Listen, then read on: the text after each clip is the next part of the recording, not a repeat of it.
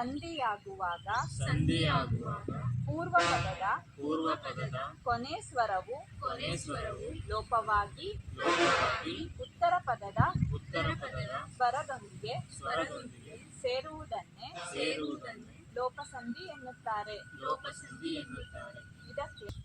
ಇದೇ ತರ ನಾಳಿನ ತರಗತಿಗೆ ಬರುವಾಗ ಲೋಪಸಂಧಿಗೆ 10 ಉದಾಹರಣೆಗಳನ್ನ ಬರ್ಕೊಂಡ್ ಬರ್ಬೇಕು.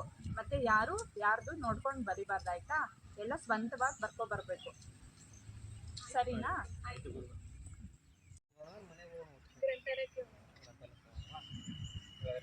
ಗುರುಗಳು ಕೊಟ್ಟಿರೋದು ಮನೆ ಕಾರ್ಯ ಕರ್ಕೊಂಡು ಹೋಗೋಣ.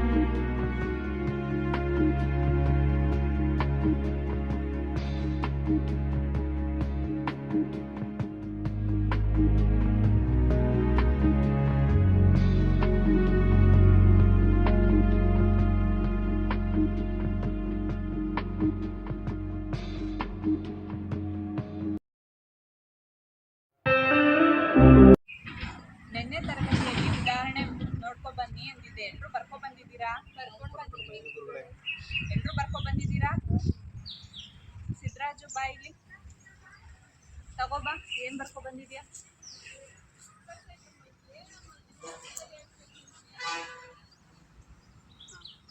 ಯಾವ್ದಾದ್ರು ಒಂದು ಉದಾಹರಣೆ ಹೇಳು. ಒಂದೆರಡು.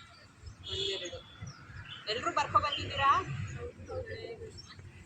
ಹಾಗಾದ್ರೆ ತರಗತಿ ಅರ್ಥ ಆಗಿದೆಯಲ್ಲ ನಿನ್ನೆದು? ಸ್ವರವು ಬಂದು ಸಂಧಿಯಾಗುವಾಗ ಪೂರ್ವ ಪದದಲ್ಲಿರುವ ಕೊನೆಯ ಸ್ವರ ಲೋಪವಾಗಿ ಉತ್ತರ ಪದದ ಸ್ವರದೊಂದಿಗೆ ಸೇರುವುದನ್ನೇ ಲೋಪಸಂಧಿ ಎನ್ನುತ್ತಾರೆ. ಅರ್ಥ ಆಯ್ತಾ?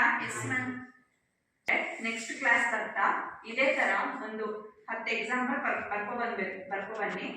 ಮತ್ತೆ ಯಾರು ಕಾಪಿ ಮಾಡ್ಕೊಂಡು ಬರ್ಬಾರ್ದಾಯ್ತಾ? ಸರಿ, ಹಾಗಾದ್ರೆ ನೆಕ್ಸ್ಟ್ ಕ್ಲಾಸ್ ಅಲ್ಲಿ ಸಿಗೋಣ.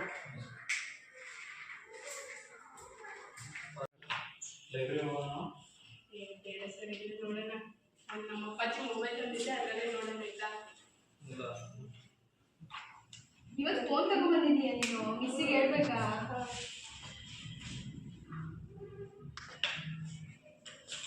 ನಮಗೂ ತೋರಿಸಿ ಸ್ವಲ್ಪ.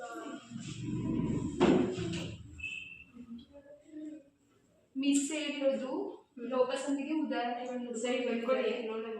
ಲೋಪಸಂಧಿಗೆ ಉದಾಹರಣೆಗಳು ಜಾಸ್ತಿ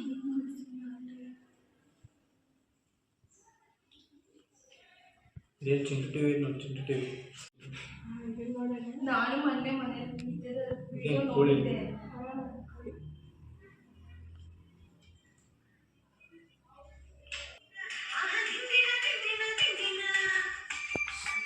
ಎಷ್ಟು ಚೆನ್ನಾಗಿದೆಯಲ್ಲ. ನಮ್ಮನೆ ಇತ್ತು ನಿಮಗೆ ಕೋಳಿ. ಹೌದಾ? ನೀನು ದಿನ ನೋಡ್ತೀಯ ಈ ಥರ ವೀಡಿಯೋಸ್? ದಿನ ನೋಡ್ತೀನಿ ಈ ಥರ. ನಮ್ಮ ಅಪ್ಪಾಜಿ ಬೈತಾರೆ ಫೋನ್ ಹಿಡ್ಕೊಂಡ್ರೆ. ನಮ್ಮ ಮನೇಲೂ ಬೈತಾರೆ ನಮ್ಮ ಅಪ್ಪ ಫೋನ್ ಯೂಸ್ ಮಾಡಿದ್ವಿ. ಇವತ್ತೇನು ಕೊಟ್ಟು ಕಳಿಸಿದ್ರೆ ಅಷ್ಟೇ. ನಾನು ನಾಳೆಯಿಂದ ತೊಗೊಂಬರ್ತೀನಿ. ಹೌದಾ? ಮಿಸ್ಸಿಗೆ ಹೇಳ್ಬೇಡ ಆಯ್ತಾ? ನೀವೇ ಹೇಳ್ಬೇಡ ಆಯ್ತಾ ನಾನು ಇವತ್ತಂತೀನಿ ಅಂತ.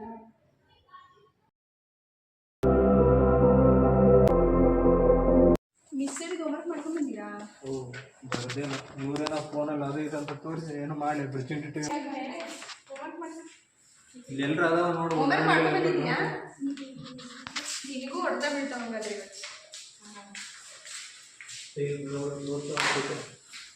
ಚೈತ್ರ ಹೋಮ್ವರ್ಕ್ ಮಾಡಿದ್ಯಾ? ನಾನು ಮಾಡಿದ್ಮೇಲೆ ಏನು ಮಾಡೋದು ಇವಾಗ? ಮಿಸ್ ಹತ್ರ ಬಯಸ್ಕೊಳ್ಳೋದ?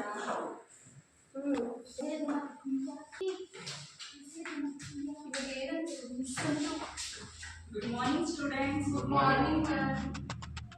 Sit down. Answer your attendance. ಇವತ್ತೆಷ್ಟು ಡೇಟು? 29.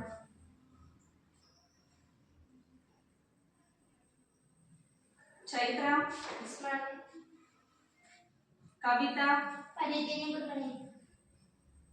ಸಂಗೀತ, present ma'am. Sidraju, yes ma'am. Sita, absent ma'am.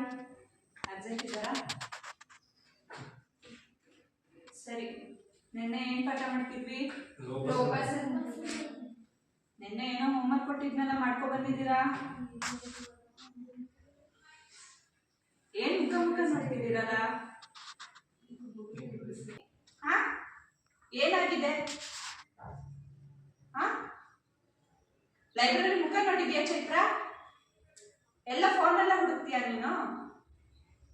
ಫೋನಲ್ಲಿ ಸಿಗ್ತವೆ, ನೋಡೋದನ್ನ ನೋಡಲ್ಲ. ಅದ್ಯಾವುದೋ ಚಿಂಟು ಟಿವಿ ಅಂತೆ. ನಾಳೆ ಎಲ್ಲ ಲೈಬ್ರರಿ ಹೋಗ್ಬಿಟ್ಟು ಹುಡ್ಕೊಂಡು ಬರ್ಬೇಕಾಯ್ತಾ? ಲೈಬ್ರರಿ ಮುಖ ನೋಡೋಗಿ ಫಸ್ಟ್. ಯಾವ ರ್ಯಾಕ್ ಆಗಿದೆ ಅಂತ ನೋಡಿ ಫಸ್ಟ್. ಬುಕ್ ಸಿಕ್ತಿಲ್ಲ ಅಂದ್ರೆ ಆಮೇಲೆ ಹೇಳಿ, ಆಯ್ತಾ? ಸರಿ. ಇಂದಿನ ಪೀಳಿಗೆ ವಿದ್ಯಾರ್ಥಿಗಳಿಗೆ ಪುಸ್ತಕದ ಜೊತೆಗಿನ ನಂಟು ಕಡಿಮೆಯಾಗಿ ಆಧುನಿಕತೆಯತ್ತ ಒಲವು ಹೆಚ್ಚಾಗುತ್ತಿದೆ.